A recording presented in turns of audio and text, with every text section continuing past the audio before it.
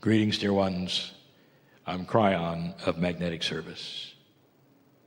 Those listening who are not here should know where we are.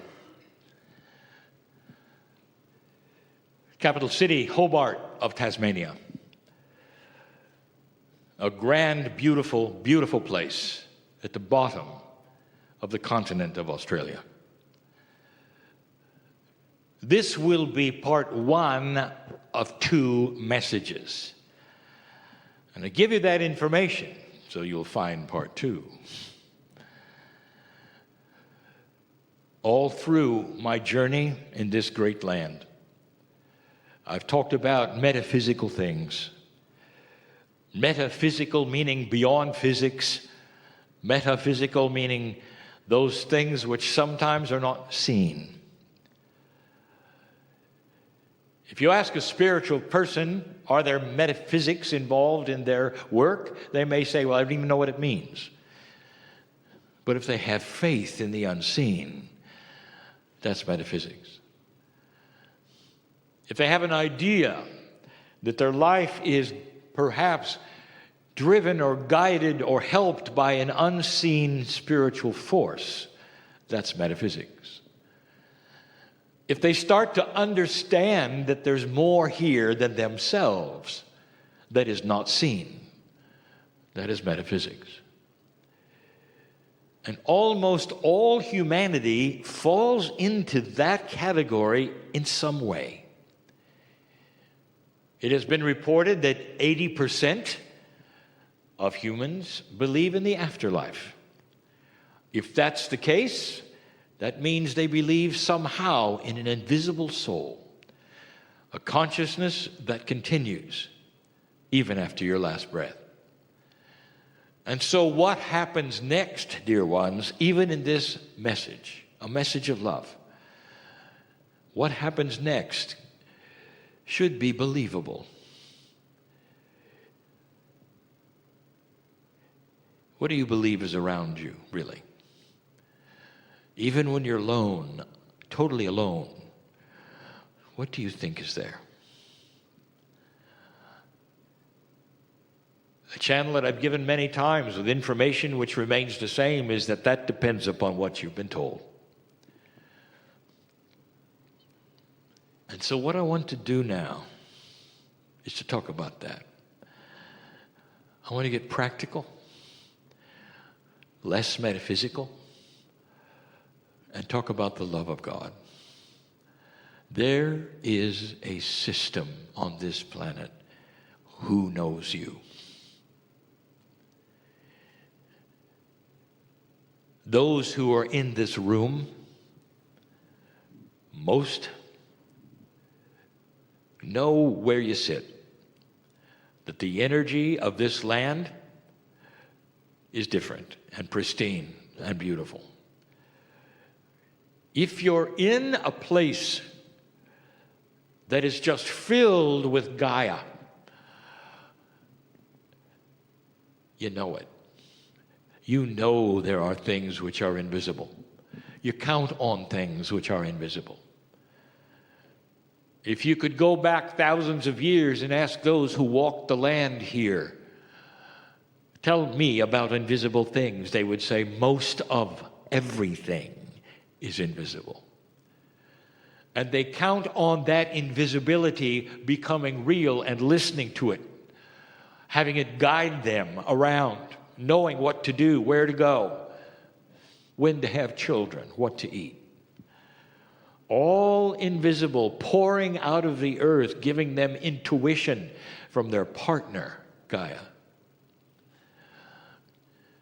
But you don't even have to go there right now, today. For those sitting in front of me and for those listening to this, I want to present three things to you, and then more later today.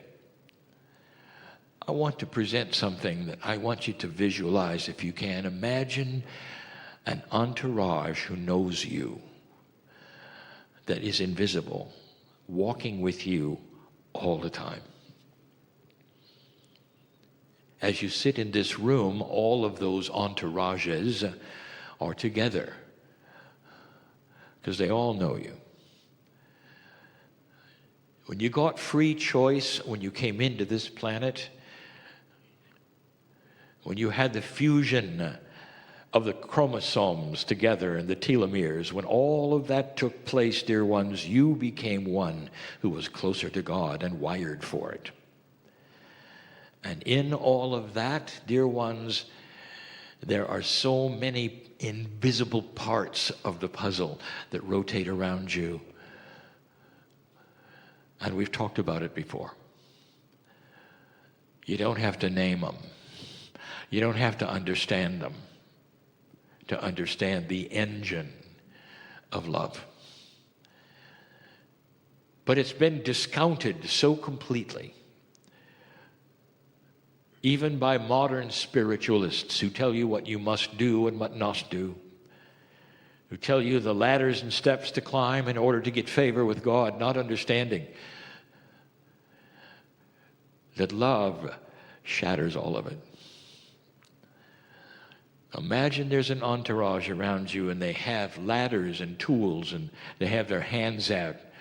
They have things that'll carry you if you need it. They have things that'll heal you if you need it. And they're all sitting there. And as you walk out of the room, they get up and walk out with you. And even the atheist and the one that says, you're crazy, Lee. You're crazy to have this Kryon thing, Lee. When they walk out of the room, the entourage is with them too. You see, those who are angelic, carrying the love of God for the human being, pay no attention to what you believe, because it's simply absolute. So what I'm telling you is that there is a system around you which is absolute. And it's waiting for that which you have, which is free choice, in order to throw the switch. Now, what switch are we talking about? We could start giving you the switches in layers if you'd like. So why don't we? Let's talk about number one. There are so many who walk this planet in sorrow. This is one of many, just one. And the sorrow that you have as you walk from place to place defines you. Now, I'm not necessarily talking about those who sit in front of me. I'm talking about all those who will listen now and listen later. And you know what I'm speaking of, so many of you. The sorrow of loss. And the loss can be whatever, because you're so varied in experiences. But the older you get, the more loss you have. And that's just being a human. But there are those who have had inappropriate and untimely loss. And it can be the loss of love. It can be loss of loved ones and friends who die too early. Or tragically, perhaps even in front of you. I know who's here. And that sticks in every cell. Loss. Wherever you walk, wherever you go, it's with you. And you may say, well, I'm just fine, thank you. How are you? I'm fine. No, you're not. Because when you sit and you're alone, or you hear certain music, or read certain books, the tears will betray what's going on inside.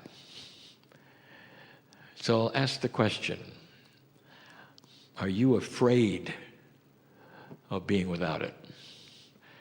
It's a habit, dear ones, that you stay there. You see, it's appropriate to mourn. It's appropriate to have all of these things, but not all your life. There is no axiom or rule that says your loss is going to be carried around like a burden and a badge and baggage wherever you go, and you're going to have to lug it from place to place, and it's going to tear you down. There's no rule that says that. And if anybody ever told you that, walk the other way.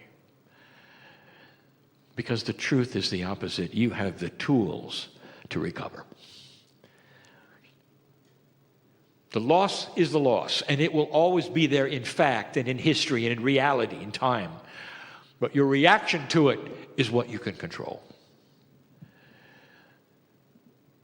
The entourage is a specialist in removing the baggage and the feelings you have with loss, so that you can stand tall and remember the event without collapsing or being shattered again. It changes your countenance. It changes your overall perspective. The sun comes out, even if it was a child. Your entourage was built for that. I'm like, how do I get there, Kryon? I'm interested. You've tweaked me a little. I'm interested. So I'll tell you, let's do it together. You see, your consciousness and your desire, what you affirm, is energy. It's not wishful thinking. It doesn't go into the ethers and disappear or evaporate. Oh no. It goes to a place where it's acted upon, dear ones. How many of you are brave enough right now to say with me, I want relief from my loss. I claim this entourage of love, of spirit, of the souls around me, of anything I don't understand, will come in and start to scrub that away, so that there'll come a day when I can remember only in love these things and not in sorrow. Well, I'll awaken in the morning and not remember that thing anymore. I claim the baggage is gone. How many of you are aware of the energy of those statements to the entourage? That entourage has your name on it. That entourage walks with you, not anyone else. They have their own. You have one that is specific and helpful and ready. How many of you never speak to them? We've told you since the beginning to talk to your cellular structure. Now we're telling you that there's more listening than that. You can address them. You can proclaim. You can affirm. You can say, I want help. I am done with this. I'm not going to be that person who walks around victimized by my loss.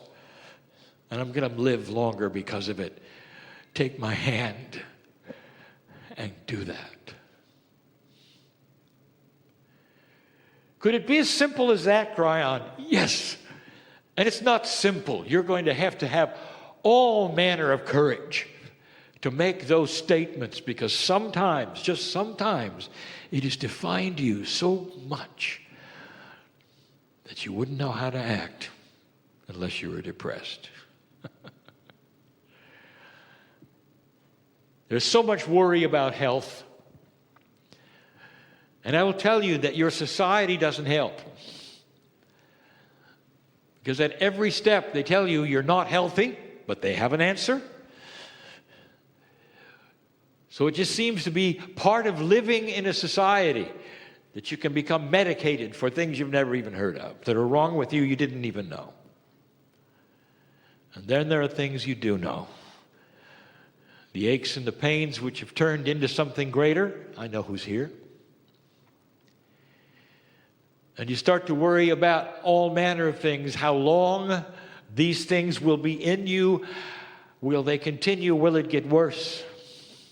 How long have you got? And even those which are healthy and young often are talked in to that worry. It's almost like society saying, well, you know, you're not going to live forever, so you better start worrying about it now. And that becomes a way of life, doesn't it? You wake up in the morning, you feel something, and you start worrying. Not all of you, dear ones, but I'll tell you, many of you are worry kings. And it has to do with your health. There is an entourage which is ready to bring you to a higher vibration where those things will not continue. Some of them will go away. Some of them are actually there with you. Some of the anomalies, some of the diseases, some of the aches and pains are actually there with you because you expected them. And they're right on time. Some are there because you actually worried out loud, and that's an affirmation. It's almost like you placed your order at the restaurant, and here it comes, and you hurt in the right place. Did you know that? Some of you have created the very things you're worrying about. How'd you like to change all that? That's another paradigm. Dear entourage, take my hand. And the first thing I want is clarity on my magnificence. And then I want to start feeling better, but knowing that I'm not even aging as fast, because I believe in my magnificence. And dear ones, if you do that and you mean it, and you claim the entourage and the help that it has and the tools that it has, you'll start actually feeling it. What happens when you start exercising and you feel better? You say, I don't care if it hurts when I exercise, I'm going to do it more because it works. Well, this does too. Exercising that spiritual muscle of light and free choice and knowing the entourage is there. Some diseases that you carry around will disappear because your intent is no longer there to worry about them. Did you know that? Disease is alive, and so are you. There's consciousness in both of you. And as long as you've invited it in your own way, because worry is energy, oh, it will have a nice time. But when you start rejecting it with the light and the love of common sense, it'll go away. And the entourage is there with its hand out, saying, give it a shot, give it a try, and mean it when you do it. I've given you 2. There's more. I'll give you one more. It seems that the society is possessed with worrying about the future. And you grab a newspaper or you turn on your news and they'll tell you what's going on, and you can only imagine what's going to happen tomorrow. And so there's an industry that will then cooperate with your worry about the future. And you wake up and you go, I'm not just worried about me, I'm worried about my children and my children's children. Where are we going and what we're going to do? And it won't be long, the way time goes, when you realize that you've spent all of your life worrying about tomorrow. Then there'll come a day when you stop breathing. And in retrospect, you'll say, wow, I worried about tomorrow every single day of my life. Doesn't make sense, does it? What if instead you said these things? I control luck. I control my life. I control my diseases. I have light and I have an entourage which will show me where to walk.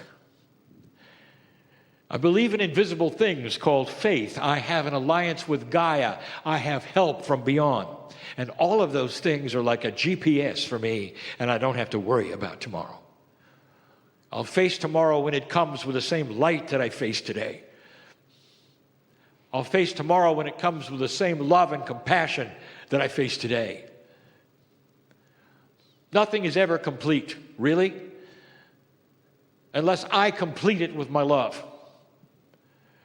And so there are no absolutes in my life, because I control the change every day. Is that possible? Can that be you? Can you stop worrying in general? And if that's the case, and if you will then understand that's an entourage, how much love can you take? There's an entourage which will take your hand and walk you to a place where someday you'll realize, wow, I'm sleeping better. I'm not worrying.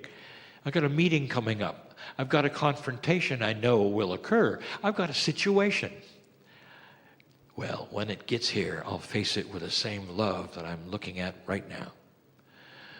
And it will solve itself in a compassionate way, in a beautiful way, because that's who I am.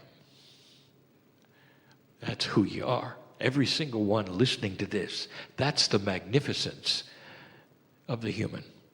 Not what you were told, not the habit that you've assumed, but a core truth that is grand beyond grandness. I've got more in part 2. And the reason I'm doing this is not to expose, but instead to have an exercise with you that says, take my hand, entourage, take my baggage, take my health, take my worries, and let's go through life differently. That's enough for now. And so it is.